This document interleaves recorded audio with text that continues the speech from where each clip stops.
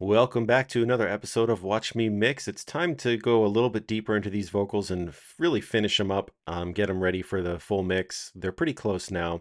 I had a thought on the last episode and upon my first listens when I first started to record this episode today that I want to do something a little bit more broad on these vocals to really just make sure we're staying clean and staying open. With all these vocals, it's easy to get muddy. And so this backing group here, I'm going to turn it back up here. This backing group here, it's doing the,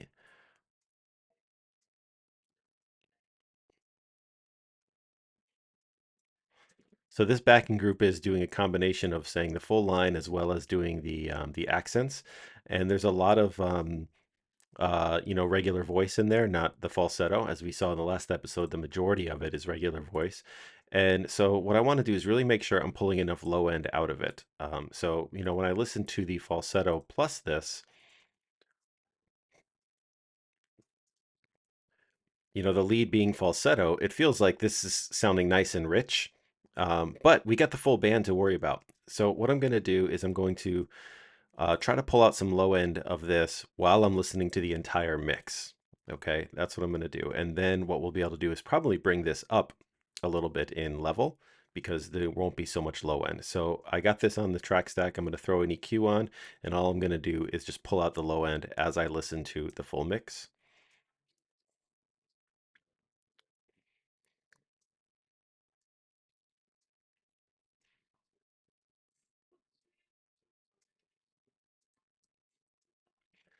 So you'll see as I do that, it kind of goes away in the mix. Listen to it solo. It's very, very high pass right now.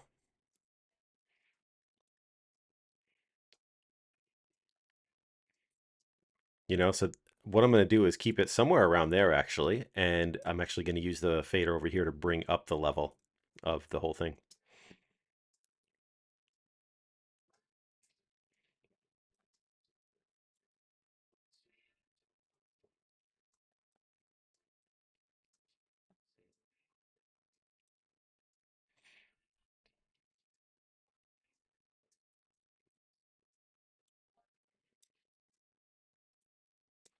I like that. And then what I'm going to do is the ones that are doing the full lines, which are all of these guys. I think I might turn them all up a little bit.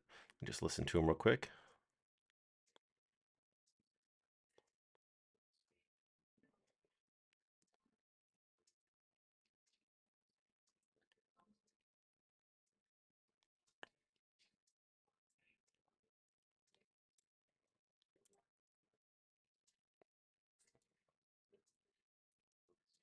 So back to the EQ.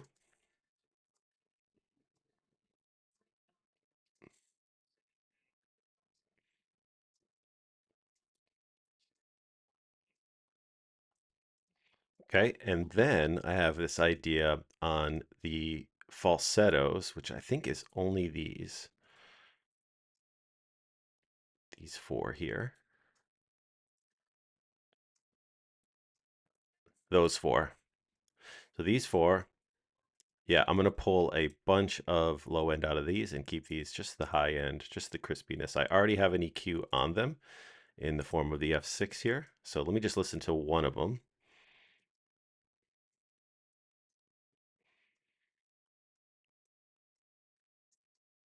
Yeah, I mean, if we're honest, this is all we need from these ones. And if I just duplicate that,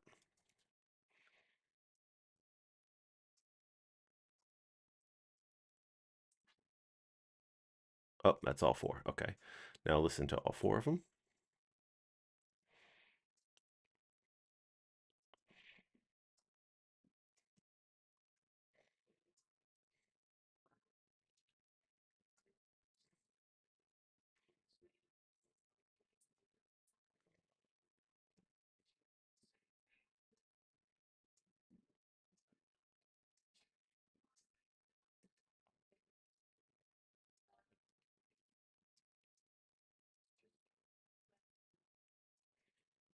Okay, so I'm happy with this right now.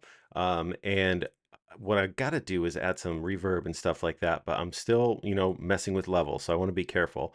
This is pretty close, this backing group that I just worked on. I'm going to listen through a couple more times here. I'm also noticing that this feels very quiet, which is almost impossible to avoid because we're coming from having like 20, 30 vocals to one individual, which can be very powerful, but we want to make sure this sticks out.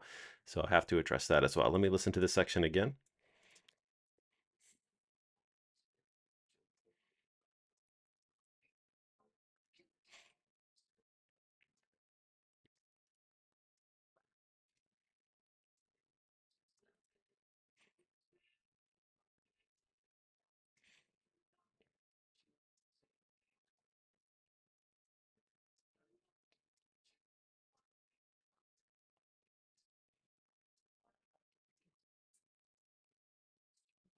Okay, so one idea here is the widest of the full spoken lines, which is going to be these guys, 25, 30, 30, 45. So these guys, I think I might pull these guys up independently. Let's listen to that.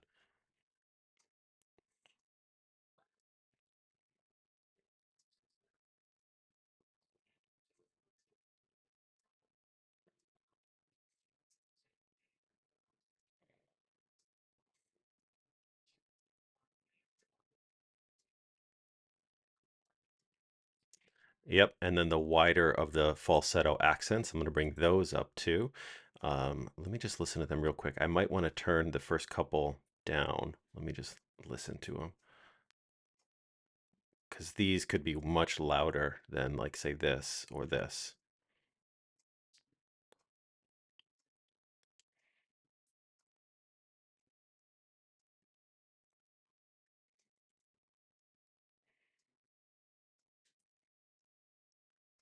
I'm not sure. Let me listen to it with the mix. So the proposition is to take these two tracks and just turn them up.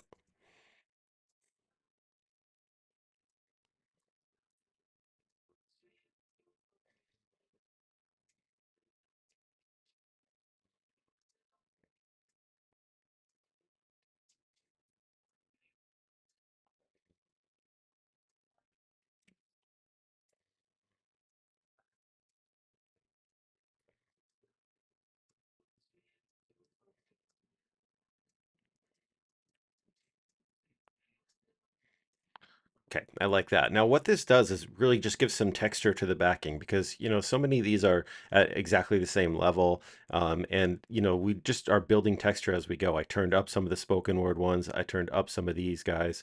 So just building texture as we go. So it's not just a flat backing vocal behind every single word that's said. So now let's address this section here, which is just feels quiet. I think, an easy way of doing this is just taking this section and just turning it up a little bit, which is sort of the down and dirty. And I might be able to get away with just turning up these three lines and then going back here, leaving this how it is. We definitely want this one nice and strong coming out of all of the backing vocals leading into that second verse, which is the first verse that has the full band. This vocal has to sit on top. So let's take a listen.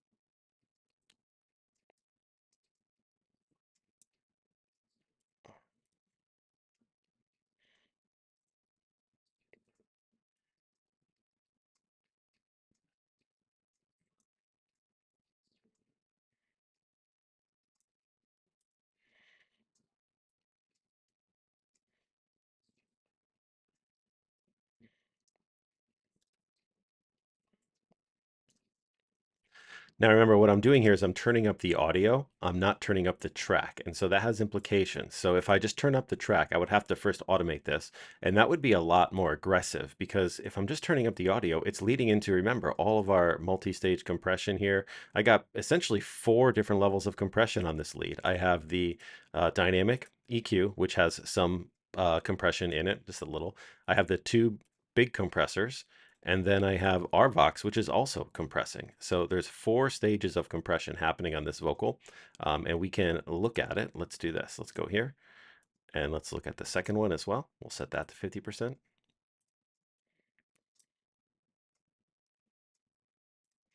So here are the three compressors. And remember, before all of them, it's also hitting F6, which I can't make smaller, which is annoying. But you can see that I've got the F6, compressor, compressor, and RVox. And look at them go as I play back.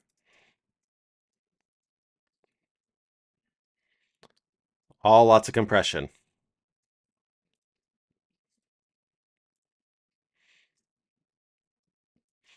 Let's listen over here.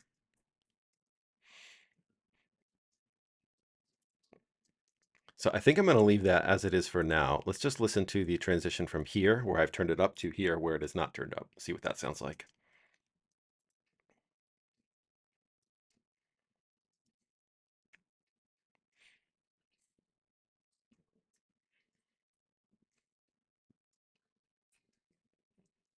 Okay, so this last line feels a little quiet to me. So let's see, what did I do here? I turned this up +6.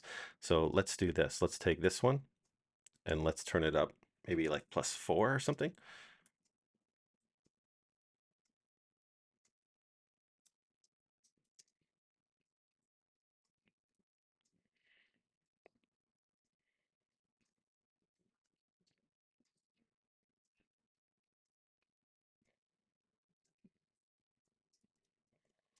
Cool. One little thing, it looks like I might have screwed up the edit here. Yep, we want to make sure we have this nice and clean because that's the V in the word love.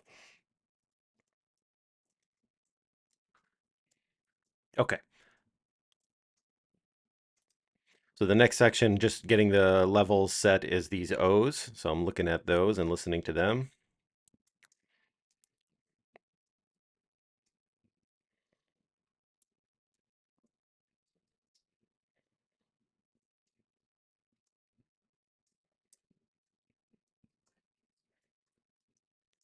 Yeah, and honestly, this whole section here, we got to boost that because this is a big part of the song. So let's get him up maybe +4.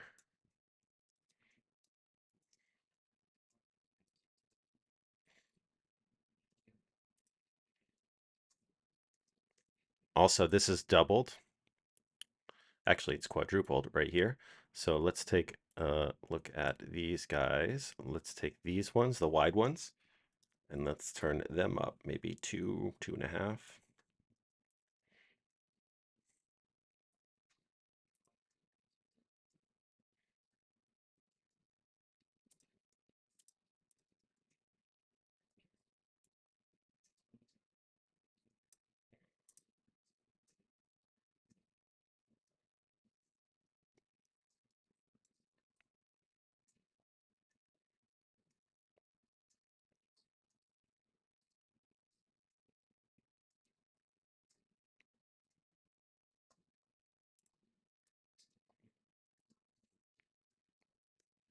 Cool. I think we're looking good here with the levels of the vocal. I'm going to do one little quick thing before we end the episode.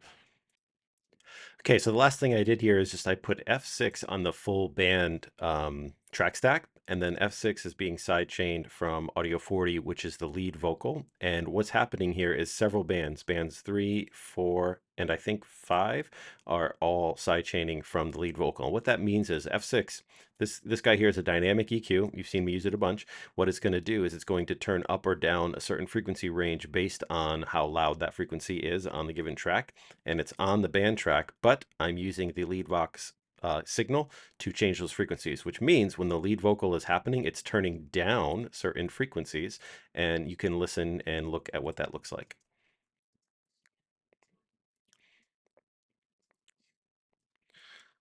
So what this is doing is it's turning down these frequencies on the full band mix when the vocal is hitting those frequencies. Okay, that's what's happening. Allows the vocal to come a little bit more forefront.